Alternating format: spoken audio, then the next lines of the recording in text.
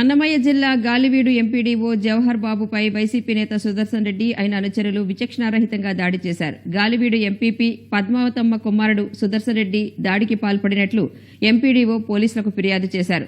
చాంబర్లో ఉన్న తన వద్దకు సుదర్శన్ రెడ్డి వచ్చి ఎంపీపీ గది తాళాలు ఇవ్వాలని అడిగారని ఎంపీడీఓ తెలిపారు. ఎంపీపీ లేకుండా తాళాలు ఇవ్వడం కుదరదని చెప్పడంతో దాడి చేశారని ఆవేదన వ్యక్తం చేశారు. సుదర్శన్ అతని అనుచరులు విచక్షణారహితంగా కొట్టారని వాపోయారు. దాడి చేసిన సమయంలో పోలీసులు కూడా ఆ ప్రాంతంలో ఉండటంతో వారందరినీ బలవంతంగా బయటకు తీసుకొచ్చారు.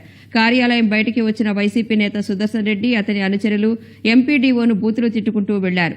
ఎంపీడీఓకి గాయాలవడంతో కార్యాలయంలోనే వైద్యులు ప్రాథమిక చికిత్సలు అందించి అక్కడి నుంచి రాయచోటి ప్రభుత్వ ఆసుపత్రికి తరలించారు. దాడిని స్థానిక టీడీపీ నాయకులు ఖండించారు. ఎంపీడీఓపై దాడికి పాల్పడిన వైసీపీ నాయకుడు సుదర్శన్ రెడ్డిని పోలీసులు అదుపులోకి తీసుకుని ఎస్పీ కార్యాలయానికి తరలించారు. ఘటనపై ఎంపీడీఓ ఫిర్యాదు మేరకు గాలివీడు పోలీసులు కేసు నమోదు చేసి దర్యాప్తు చేస్తున్నారు.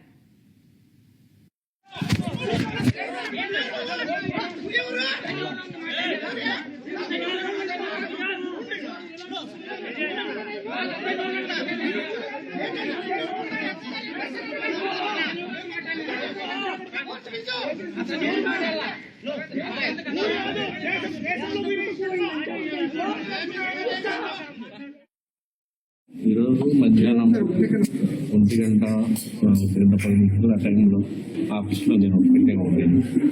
నా చామకు మన అటెండర్ ద్వారా ఎంపీపీ కొడుకు వచ్చి ఎంపీపీ రూమ్ దిగాలి కావాలి వస్తే అందరూ వచ్చేస్తే అది తాగి తిని ఏదో చేస్తారు అని నా ఉద్దేశంతో ఉంటుందా. మేడం వచ్చి రండి అంటే అంతే ఇంకా మాట నేను అందరూ లోపల దూరేసి వచ్చి నేను ఒకే కూర్చొని మీద పడి తన్ని కొట్టి సుదర్శన్ రెడ్డి తన్నాడు కొట్టాడు. కుర్చీ ఉంటే నల్ల కుర్చీ ఒకటి తీసుకుని కొట్టాడు.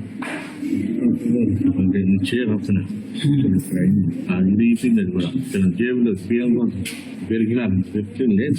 నా దగ్గర ఎందుకు పెట్టుకుంటే అటెండర్ తిరుగుతుంది బీగాలు. మళ్ళీ అటెండర్ దగ్గర బీగాలు తీసుకొని పోయి ఆ రూమ్లో దౌర్జన్యం కూర్చొని అరగంట సేపు ఎవడొచ్చి నేను ఎవడు పోయే ముందేమన్నా ఆడ కొట్టి పోతూ నిన్ను చంపేస్తాము అని చెప్పి నన్ను అటెండర్ అట్లా మాట్లాడుతూ తిట్టి చెడ్డ మాటలు మాట్లాడు. సుదర్శన్ ఎంపీ కొడుకు ఆయనకి ఏ పదవి లేదు. పదవి లేకపోయినా వచ్చి ఆఫీసులో ఛాంబర్లో కూర్చోవడము తాగడము తినడము ఇట్లన్నీ చేస్తున్నాను. దాన్ని నేను వద్దని దానికి తెచ్చి పెట్టి నన్ను ఇంతవరకు వద్దనే వాడు నాకు అడ్డే లేదు అని అసలు మీరు చంపేస్తాను.